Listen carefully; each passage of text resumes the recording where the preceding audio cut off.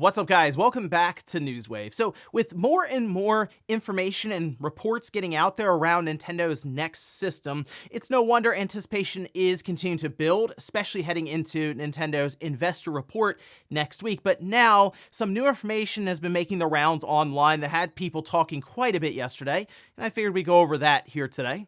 Also, we are going to be talking about Starfield, as a major update was detailed that brings new features as well as some improved frame rate options, and then we'll also be talking about the world of VR, because we had a reveal that certainly has me scratching my head when it comes to Sony and their PlayStation VR 2 headset. So if you guys enjoy these videos, make sure you hit that like button, helps it a ton, and if new here to the SpawnWave channel, make sure you subscribe down below, and of course, members for the channel do get Newswave early and ad-free. If you'd like to learn more about that, click the join button down below this video. And we're going to start today with PlayStation Plus Essential tier for May. Sony dropped some details around which games we can expect to go in here actually next week. And we can see this posted up over on the PlayStation blog. Nice little card at the top. These will all be available May 7th. Again, these are the Essential tier games.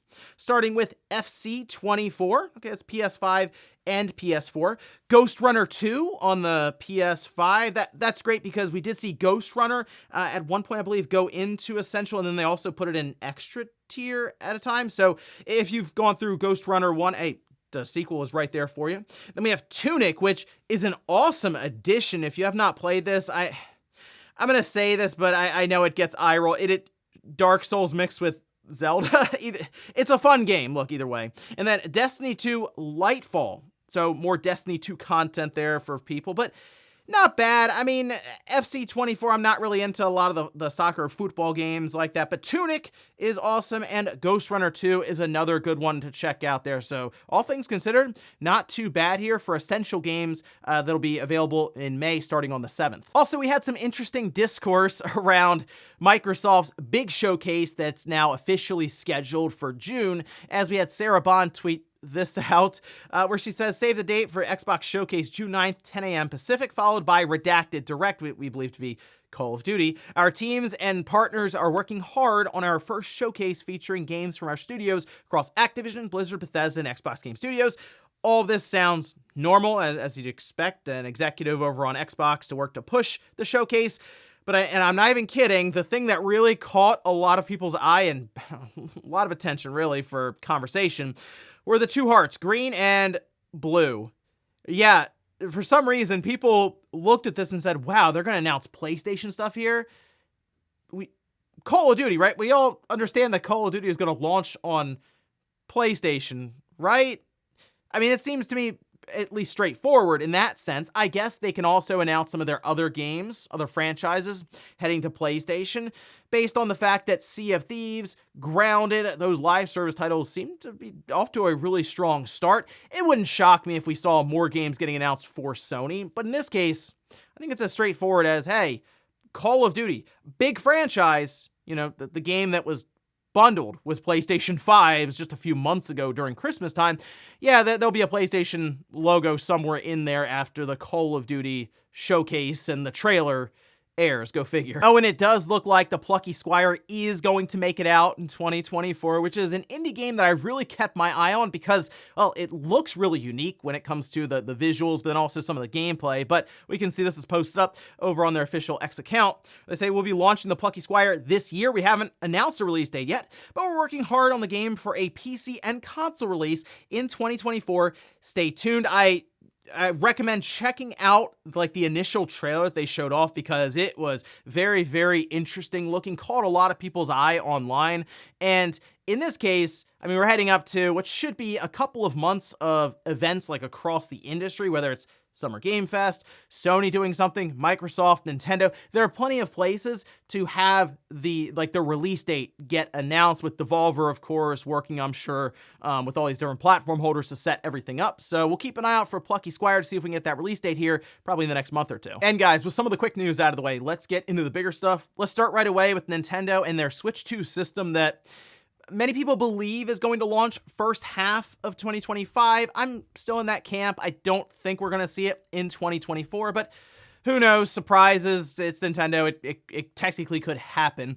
but we have been seeing trickles of information hit over the last several months, and recently feels like we've just had a bunch of stuff kind of pop up over the last week or so, as Nintendo appears to have made the rounds, at least with some accessory manufacturers. But now we have some more info getting out there around some of the technical details with the system and the chip that it'd be using and some of its capabilities, which we can see this posted up. This is over on Go Nintendo, titled Switch Successor, Clock Speed, Ray Tracing, and More Detail. I think the reason this is getting more attention is because it is from Moore's Law is Dead over on his YouTube channel. And if you remember very recently, he actually got struck down by Sony after sharing quite a bit of information on the PlayStation 5 Pro, even redacting certain bits of information and just outright putting some of the developer documents on screen. So because of that, there of course is going to be more credibility built up around some of the stuff that they share. In this case though,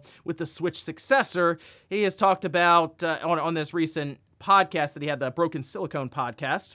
He's talked about the Xbox Series S level ray tracing functionality, which Nate has actually talked about the idea of, let's say, Nintendo's Switch 2 actually having ray tracing, maybe more in the ballpark, believe it or not, of the PS5. And that's, I think, going to be interesting to a lot of people to see that happen. But keep in mind, they are using NVIDIA for this, and we really don't see a lot of these, lower powered chips from NVIDIA on a consumer level like we do with AMD. So that's, I think, one of the more interesting things to see is what NVIDIA can turn up with here for Nintendo's Switch 2. It also mentions that the successor will be clocked faster than we expect in docked mode, and then in handheld mode will be clocked crazy low for better battery life. And then Nintendo's interested in both extended battery life as well as a low RPM fan. Nothing I see here sounds out of the ordinary or hard to believe. In fact, this actually sounds about right. Now, when you think about clocked crazy low in handheld mode, I checked out the source here, the podcast. They mention it being clocked below 800 megahertz, for example. They just threw a number out, and the NVIDIA source kind of kicked back okay, no, lower than that. Well, I mean, if you look at the current Switch, and that's really what you should be comparing this next system to, I mean, in handheld mode, it's clocked below 400 megahertz, right? To achieve what you see on your system now when you're playing something like Tears of the Kingdom off the dock. So let's say it comes in the 600 to 700 megahertz range. That would actually be a sizable upgrade. And that's not to mention all the other features that will be added in that NVIDIA's developed since, the X1 coming out in 2015. And it sounds funny, but I think one of the more impressive things that they will be able to do with this system would be the DLSS upscaling to achieve 4K at a dock level, as well as, at this time, I'm thinking some of the ray tracing capabilities, especially Nintendo taking advantage of that in some of their first-party games and making them look even more unique.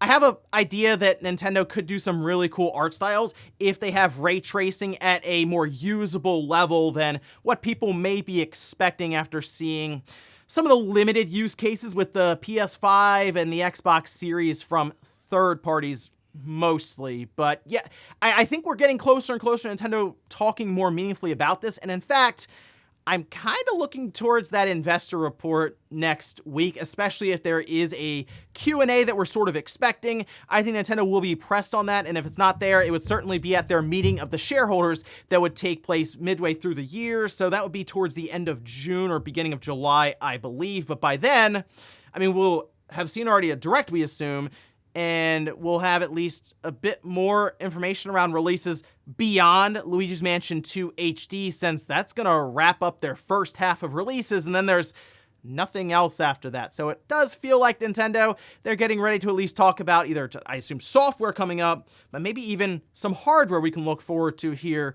pretty soon. Next up, let's talk about a major update that'll be coming to Starfield on May 15th, specifically for consoles. I believe on Steam, there's already Steam beta program where they're running some of the updates on PC, but the big one that people were looking at, obviously, is the fact that they will be introducing different display modes for the Xbox Series X. Anyway, they do have this trailer here kind of talking about that update. We can go through some of the bullet points very quickly, which does include improved surface maps, and we've been asking for maps just in general, It seems like something they will be adding in here, as they've alluded to prior. There'll be inventory, navigation tabs, new gameplay options in the settings menu, ship decoration mod for interior of ships. So you'll be able to actually spend some time organizing and, dressing up the interior of your ship. There'll be ability to change traits and appearance for New Game Plus. There's a dialogue, camera toggle, and again, the big one, display settings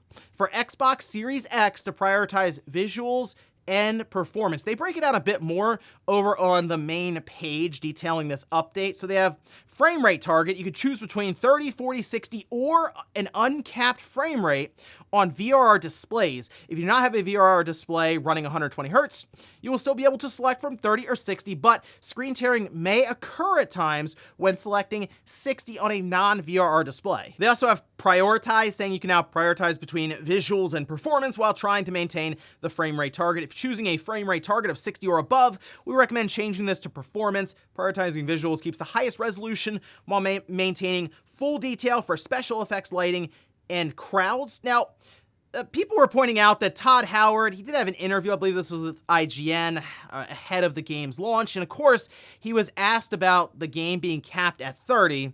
This is what he had to say. Fortunately, in this one, we've got it running great. It's often running way above that. Sometimes it's 60, but on the consoles, we do lock it because we prefer the consistency where you're not even thinking about it, and we don't ever want to sacrifice that experience that makes our games feel really, really special. So it feels great.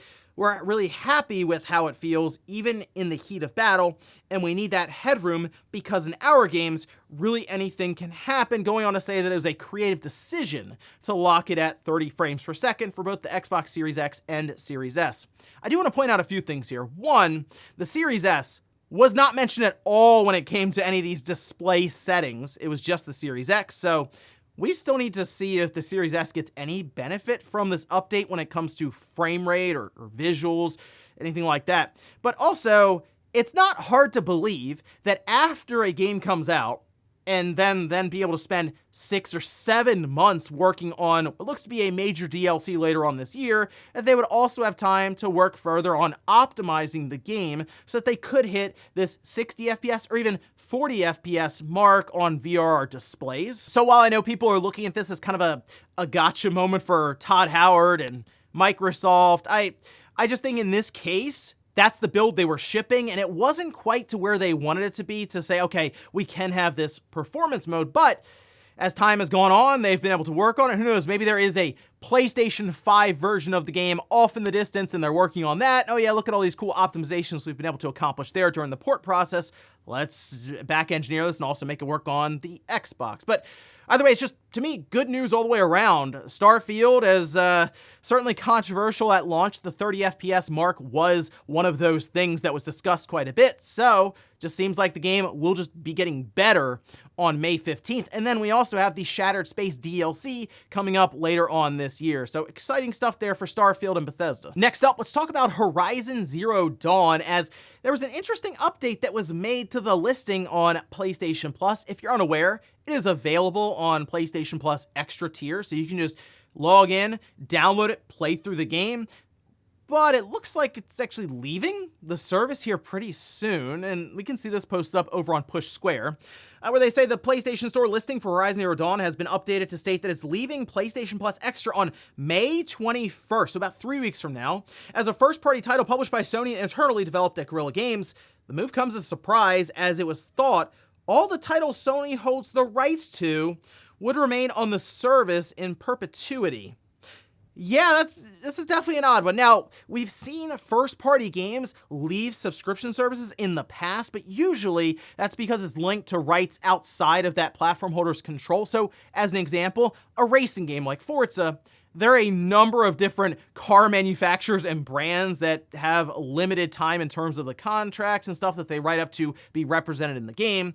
Rather than re-up that for even an older, like say Forza game, they'll just let that expire and then introduce the new one to the service, and if you've bought the game, you can still re-download it. There you go. But here, there's no reason for that unless Sony is indeed getting ready to introduce Horizon Zero Dawn Remastered, because remember, that was part of a leak some time ago that they were working on that, and it sounded weird, and it still sounds weird now to do a remaster or a remake of any kind. Look, I know Horizon Forbidden West looks better, plays better than Zero Dawn, but I don't think it's a drastic enough difference to just introduce a new version of it. Just seems strange. Now, this is one that I assume would either get a free upgrade or even the $10 path that Sony likes to do. I don't think they're just going to say, nope, you got to buy the whole thing all over again, and that's it. I don't feel like it's going to be on the level of what they did with, for example, Last of Us Part 1, where they did all this stuff to remake the game completely and then launched it as a new SKU. I think this will be an upgrade path, but they technically have to replace it somewhat, so it does have that upgrade path if you're on, say, PlayStation Plus Extra tier. And with Sony, we assume preparing to have a showcase towards the end of May, it leaving the service May 21st, to me, actually lines up completely with this. So we'll see if Sony's ready to announce that showcase here in the next week or two, and then I think we can completely expect to see the Horizon Zero Dawn remaster, the PS4 game that obviously needed it. And in our last bit of news, let's talk about a brand new VR title that was announced that annoyed a lot of people because that's our new Batman Arkham game. Yes, this is, I guess, the follow-up or just the next game in the series that includes titles like Arkham Asylum, Arkham City, some beloved games. Well, we can see this trailer. Yeah, this is Batman Arkham Shadow, and according to their PR, it is exclusive to the Meta Quest 3. I didn't even see the Quest 2 being discussed really here, but either way, it is indeed a VR game. It's being done by Meta as well as Camouflage. Camouflage created or developed Iron Man VR, Republic, and then, of course, the VR version of that. And it being exclusive to the Meta Quest 3 is interesting. Okay, so more details will be coming at Summer Game Fest in June, so not too far off really to see that, and it is expected to come out late 2024. The thing that's really weird to me about this is an announcement I would expect Sony to make for PSVR 2. I figured they would be more aggressive around something like to have a Batman game. I already understand because it's going to be locked to VR, it's already going to get pushback and stuff, but if you want your VR headset to sell, you have to show up with enticing games and offerings. This is one of those because, I mean, it is a game in the Arkham universe, which is something that's kind of knocked a bit after what happened, at least with Suicide Squad Kill the Justice League and what Rocksteady turned in there after 7 or 8 years, with Arkham Knight being before that. This is one that I feel like Sony should be making these kind of announcements. Instead, Meta seems much more aggressive when it comes to these sorts of announcements. I mean, we have this new Arkham game coming out. Apparently, Grand Theft Auto San Andreas will eventually happen. So I'm questioning Sony quite a bit when it comes to the PSVR 2, if I wasn't already. But unless they have some big announcements like something like on the level of an Arkham game going in the PSVR 2, I mean, that really might be the end of a headset that it doesn't feel like they gave much of a shot to at all. But I guess we'll look towards Summer Game Fest to see more information around Batman Arkham Shadow and see how it plays, get the release date, and decide if it's worth buying a Meta Quest 3 headset finally. We'll see. And before we go to the comment of the day, we'll take a look at the poll that I posted up yesterday, where I ask, have you played Horizon Zero Dawn? Well, 42% say they haven't, but then 33% say yes, and I played and beat the game. 25% say yes, but I haven't finished it. Still, though, that means 58% of people have at least played it somewhat or even completed the game. This just seems like a very strange update to do, even as like a remastered version of it. It's playable on the PS5 now, and it already looks fine. It plays well. It's just... I don't want to say it feels like a waste of resources because obviously Sony is putting a lot into that franchise still, and they will at least have another one to follow up, Forbidden West, based on how all of that shook out. Still, it seems strange, but I mean, we'll give them a chance to introduce it. Maybe they have new content or there's something I'm missing. I think this is going to be the case where they try to bring it up to the level of Forbidden West and try to get people on board with the franchise heading into what should be another massive release for Guerrilla I think towards the end of the PlayStation 5 life, heading into the PS6 with the third game in the trilogy. And we'll finish up with the comment of the day, as you're seeing here. This is from Ramsey, who says, likely canceled NFT games they were developing. Couldn't be happier if that's the case. Yeah, I do feel like the NFT push, well, it was something they could spin to investors and say, look, we're on the cutting edge. We're coming up with ways to make money beyond just releasing $60 or $70 one-time experiences, kind of. I think that was part of the old leadership plan, and with the new leadership coming in with the new CEO, I think they have other ideas. So yeah, I feel like a number of experimental projects that probably did include NFT and cryptos and blockchain, that's probably been put on the back burner or just outright canceled and left behind. So yeah, in that regard, great. I would prefer for Square to focus more in on things that have kind of gotten them to this point. And yeah, that would be like the Final Fantasies and the Dragon Quest, and sort of build off of that with, sure, safer options, but things that won't necessarily sink the entire company. And ladies and gentlemen, that's going to do it here for Newswave. If you enjoyed this video, guys, hit that like button. If not, hit the dislike. Leave comments down below about everything we talked about here today, where some of the information getting out there around the technical details for the Switch 2. Tell me, would it surprise you if Nintendo showed up with a system that actually had decent ray tracing capabilities? Then also, what about the big update for Starfield, now even pushing up to 60 frames per second or beyond? And what we're seeing right now with Horizon Zero Dawn, are you confused by it? Or hey, maybe you're somebody looking towards playing it even for the first time, just with a bit of an upgrade. Thanks guys for watching, and I'll see you next time.